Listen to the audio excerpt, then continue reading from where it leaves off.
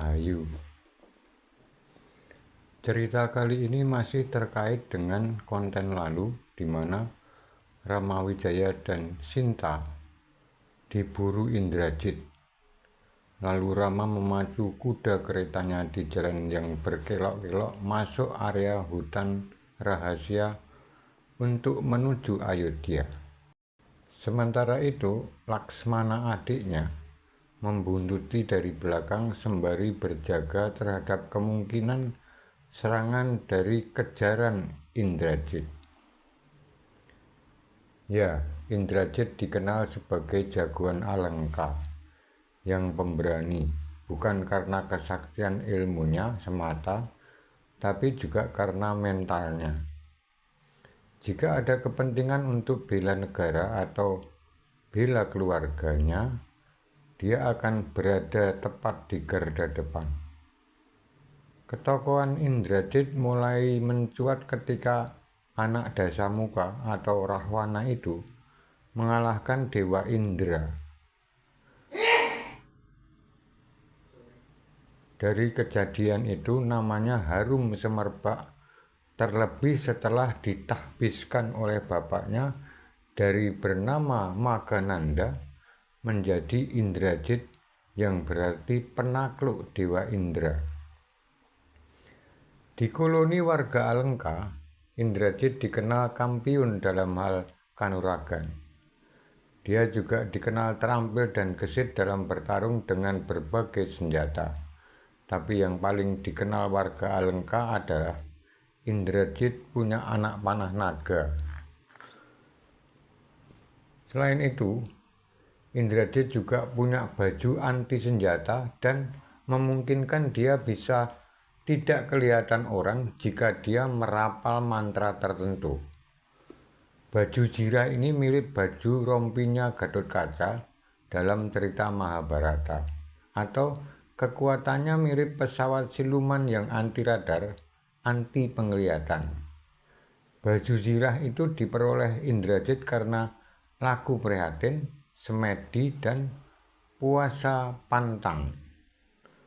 Jadi kalau mau jadi jagoan, ikuti aja cara Indrajit, yaitu mampu prihatin, gentur bersemedi, dan menjalankan puasa pantang dengan sangat ekstrim mirip Bima dalam epos dramatik Mahabharata itu. Indrajit juga dikenal warga Alengka sebagai umat yang bakti pada orang tua serta negara. Usaha memburu Rama Wijaya yang membawa Sinta adalah bukti sahih bahwa dia cinta dan menghormati orang tuanya yang meskipun rada-rada sableng dalam hal gondol wanita kekasih Rama Wijaya. Tapi sikapnya memburu Rama Wijaya ini sebaiknya dihindari untuk ditiru.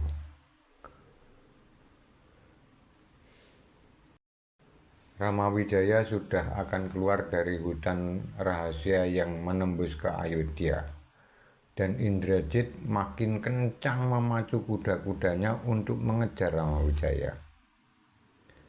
Melihat situasi itu, Laksmana memperlambat laju kudanya, lalu berbalik arah menghadang Indrajit yang memacu kuda keretanya sangat agresif. Cetar, cetar, cetar, ayo kejar, kejar, kejar, cetar, cetar, bunyi cemeti yang diayunkan Indrajit di atas pinggul kuda-kudanya. Di tikungan jalan di tengah hutan, Laksmana sudah pasang anak panah di busurnya. Dia bentangkan busurnya mengarah ke Indrajit yang berada di atas kereta tempurnya. Hush! Satu anak panah melesat menuju kereta Indrajit. Karuan anak panah itu membuat Indrajit kaget. Lalu Indrajit menghentikan keretanya, kemudian refleks membentangkan busurnya lalu melepaskan anak panahnya yang kemudian berwujud naga-naga pendek yang berbisa. Bush! Kebetulan Hanuman yang dari awal sudah dapat perintah Rama Wijaya untuk mengawalnya dari Cakrawala tersenyum melihat tingkah Indrajit. menggunakan ilmu tak kasat mata, mengubah anak panah jadi naga-naga kecil. Woi, Kucluk, tenan iki. Ndak jantan ini Indrajit nih, batin Hanuman di atas awan. Hei, jangan tipu-tipu pakai ilmu gituan, teriak Hanuman pada Indrajit. Tapi sudah kepalang basah. Anak-anak panah Indrajit yang berubah naga kecil sudah meluncur deras dan mengenai badan kuda Laksmana, dan tak bisa dicegah, kuda langsung tumbang. Sementara paha Laksmana terserempet anak panah Indrajit. Sedetik kemudian, sekonyong-konyong, Hanuman menyambar Laksmana dan dibawa ke gerbang negeri Ayodhya, di mana kereta Ramawijaya sudah terparkir di sana. Menyaksikan Laksmana disambar makhluk putih dan dibawa terbang, Indrajit paham bahwa itu Hanuman yang membakar negerinya. Maka Indrajit segera mengurungkan niatnya untuk melanjutkan perburuan Ramawijaya, sembari bergumam, "Tunggu pembalasanku." Kemudian dia berbalik badan pulang ke Alengka. Sampai di negeri Alengka, Indrajit melapor sepak terjangnya pada bapaknya, yaitu Rahwana. Jika demikian, ya lakukan yatnya sekali lagi di Nikumbila, kata Rahwana pada Indrajit.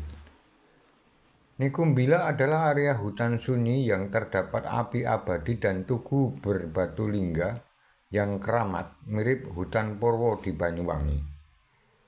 Tempat itu seperti tempat ritual sekte Bhairawa di zaman Majapahit, di mana api jadi sarana utama untuk menjalankan ritual.